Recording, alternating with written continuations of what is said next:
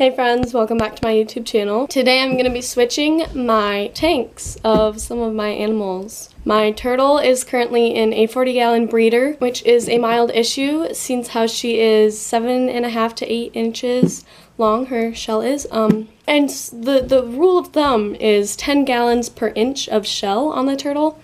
So, you know, a 40-gallon would be good for a 4-inch turtle. I have an 8-inch turtle. 7.5, 8. I also have my ball python in a 75-gallon tank, and that can sometimes be overwhelming for a ball python to be in such a large tank. So I'm going to switch them so that both of them will be happier. And here's how I did it. So the first thing I'm going to do is completely empty the current turtle tank and scrub it all the way down so that it is clean and ready for my ball python Pete. Here's Squirt's empty tank.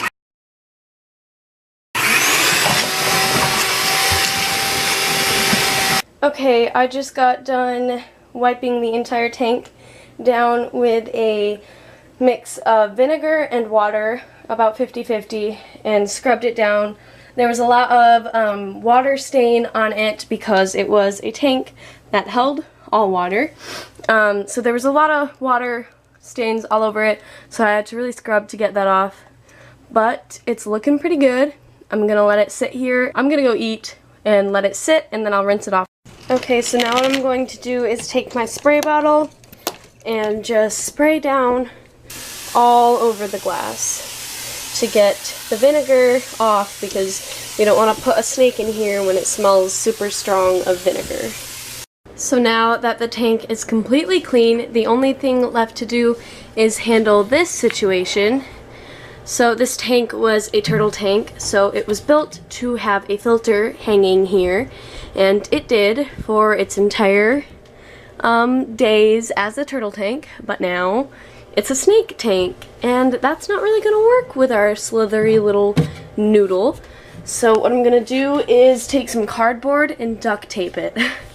It's not going to be the prettiest thing ever, but it will work, and yeah. Alright friends, so I did finish the ball python enclosure. Next I am going to clean the tank that was the ball python tank, and it's now going to be the turtle tank. So I emptied out all of the bedding and everything that was in this tank, and now I'm going to do the same vinegar water solution that I did with the first tank in this one.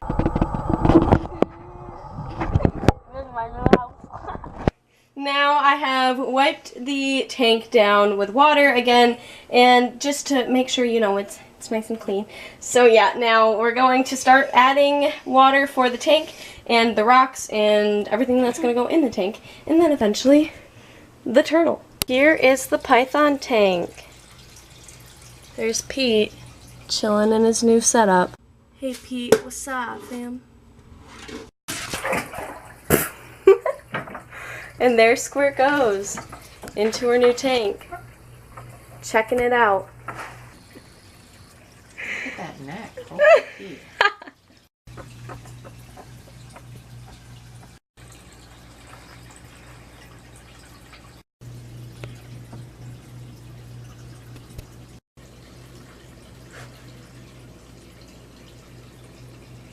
So friends, it's been a couple days, and Squirt is loving her basking bucket. She goes up on it all the time, and she's also loving all of this space to swim. However, this tank has not worked out very well for my ball python. He escaped and is missing, and has been for 2 days now. I have no idea where he is. Hopefully somewhere in this room, but it's a very large and cluttered room and filled with many places for him to hide. So we're hoping he'll come back. I left a rat, a frozen thawed rat, in his enclosure for a couple days, hoping it'd kind of lure him back. That didn't work, and when the rat started to stink, I threw it away and went and bought this guy. And I feel awful. I've never fed any of my pets live food other than like crickets, and I fed my turtle a couple of live fish once, but I feel so bad because I've never fed any of my snakes live rodents, but I figured if that's what I gotta do to get Pete to come back, you know, desperate times call for desperate measures. So this is our little rat that we have to lure Pete back. And I hope that will lure my python back because I miss that snake. And then eventually, when he does come back, I'll be putting him in this 40-gallon. It's the exact same tank as that one. It just has all 4 walls are glass. I do not recommend a makeshift tank. It's a bad idea. Don't do it. This video has been all over the place, but here we are. It's midnight on Sunday, and Pete came back. We lost him, I believe, Wednesday night, and it's Sunday at like midnight, so it's actually technically Monday. And he came back. He's currently in a 10-gallon because I don't want him in that tank overnight. I'm gonna have to probably keep him in this tank all day tomorrow and then switch my bearded dragon and this tank. So Pete's gonna stay in a 10-gallon. I really want to make sure that people know that this is not an ideal size. As you can see, he is way crammed in this tiny tank. I didn't even have room for anything. I'm gonna get a small water dish to put in the morning, but for now he's in here. And this little guy I will not be feeding to my snakes. I don't need them to get stuck on live rats if they don't need to. I do not want to feed my snakes live prey at all, ever. So I'm very glad that Pete never ate him. The turtle's still doing good, and we found my snake. I'm very happy. Alright friends, this is the final product. This is the ball python tank. Got the warm side with the cave, and the cool side with the cave, and the water dish. And that's his tank.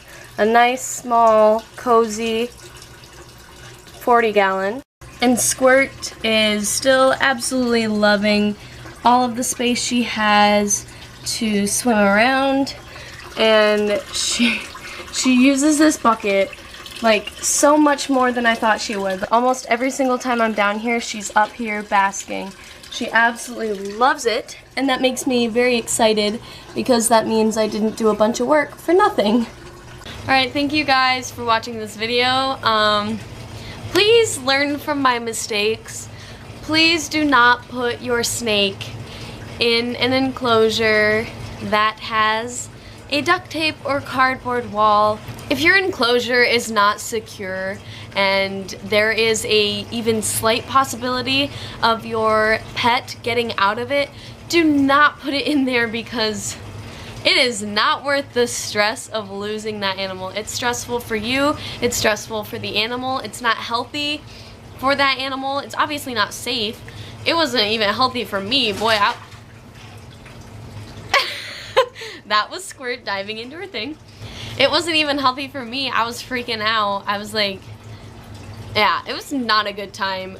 And I'm telling you, you don't want to lose your snake or your lizard or your dog or your hamster or anything. So if your enclosure is not secure enough to keep your pet in it, don't put it in it. Thank you. I messed up and made a mistake. Please don't hate me for that, because we all make mistakes. And this is a learning experience for all of us. So learn from my mistakes and don't do what I did. Thanks. I'd also like to talk about, because I just said like don't put your animal in this enclosure with a cardboard wall, and yet here I am putting my animal in an enclosure with a cardboard wall. But my bearded dragon is 100% incapable of getting out of this.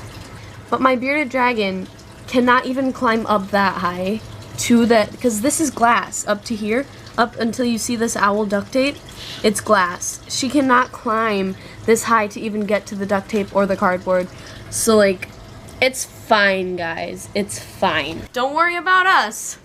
we're doing okay. So yeah, I have to go. Otherwise, I'm just gonna keep talking and this video is gonna be really long. Okay, bye!